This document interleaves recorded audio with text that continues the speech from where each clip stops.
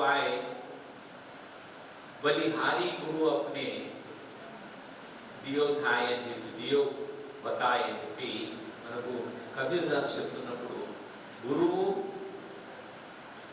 మరి భగవంతుడు ఇద్దరు మన ముందర ప్రత్యక్షమైతే నువ్వు ఎవరికి నమస్కరిస్తావు అని అంటే మొట్టమొదటగా గురువుకే నమస్కరిస్తావు అని చెప్పి చెప్తాడు.